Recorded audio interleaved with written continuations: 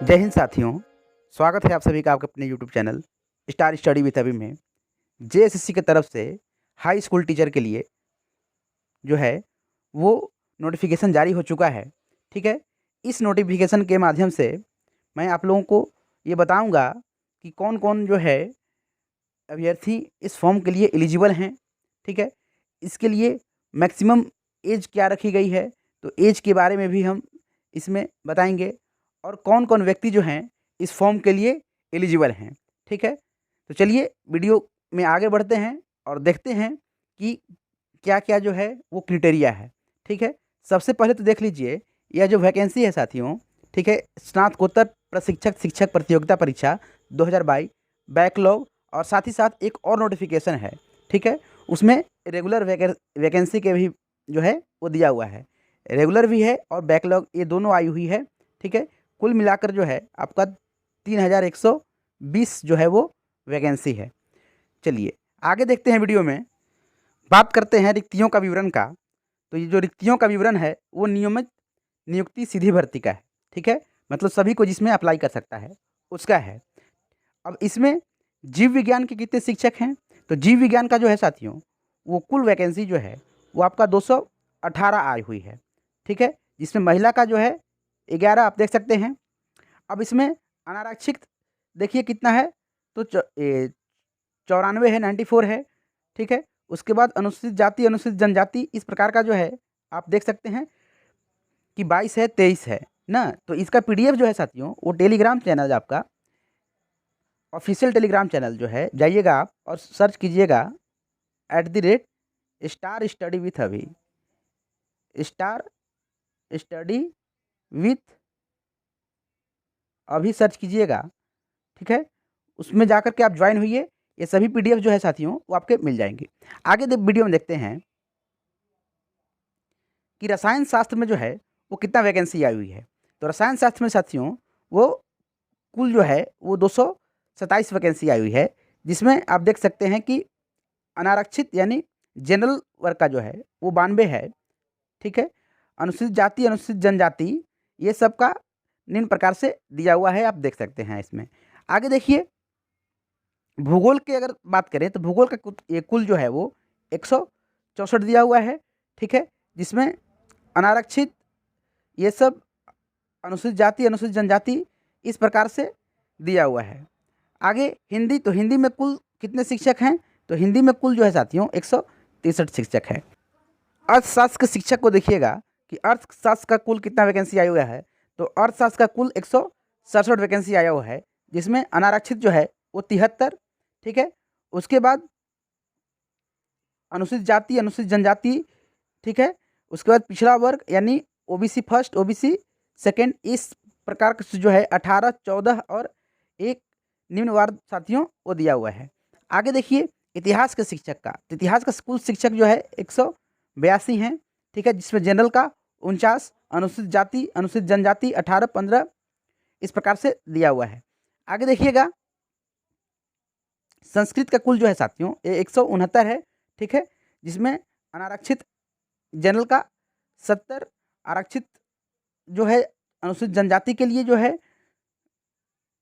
वो आपका 46, अनुसूचित जाति के लिए 18, अति पिछड़ा वर्ग जो साथियों वो 14 है और पिछड़ा वर्ग जो है वो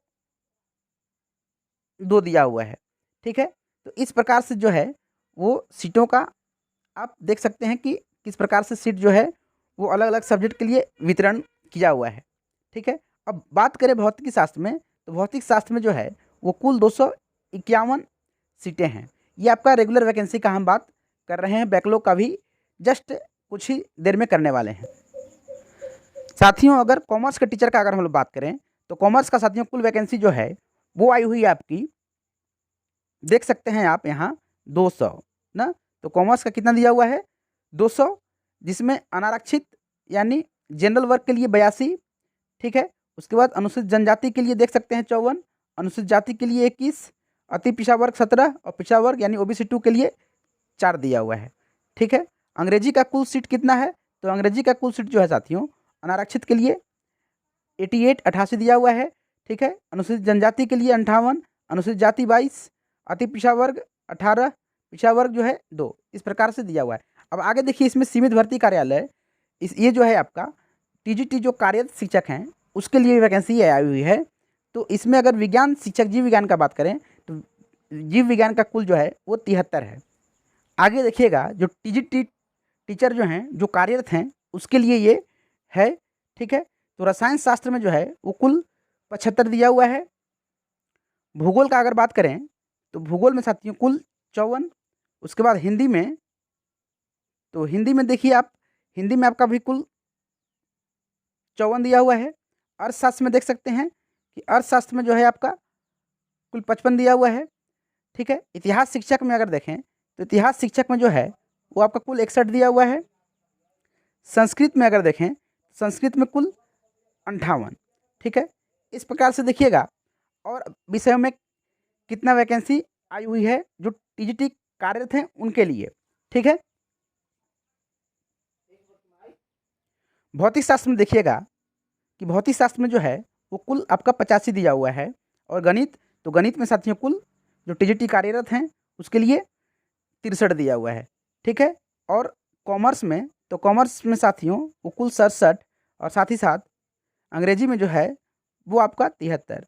ये लिखा है कि कोटिवार रिक्तियों की संख्या अध्याची विभाग के अनुरोध के आलोक में संशोधित की जा सकता है। मतलब ये सब जो है इसमें आपको कुछ संशोधन ये सब जो सीट में है वो देखने को मिल सकता है।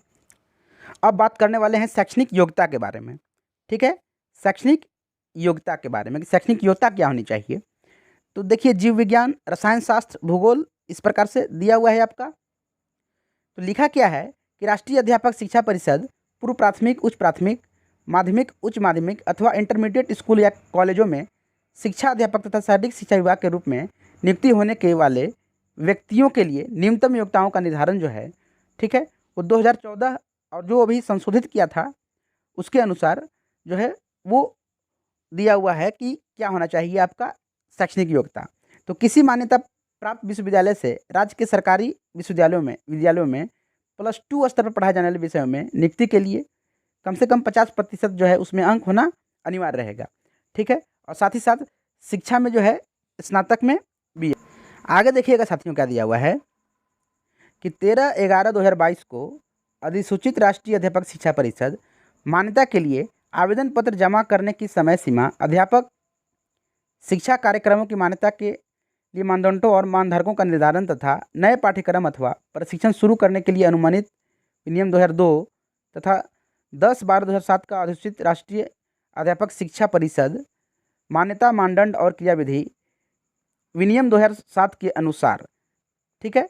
तो ये सब तो खैर ये दिया ही हुआ है, मेन इसे फोकस कीजिए कि किसी मान्यता प्राप्त विश्वविद्यालय से जो है राज्य के सरकारी विद्यालयों में +2 स्तर पर पढ़ाए जाने वाले विषयों में से नियुक्ति के विषय में जो है, ठीक है, स्नातकोत्तर में कम से कम 45% अंकों से सहित जो है स्नातकोत्तर तथा राष्ट्रीय अध्यापक शिक्षा परिषद से मान्यता प्राप्त संस्थान में जो है वो स्नातक बीएड वो होना जरूरी है।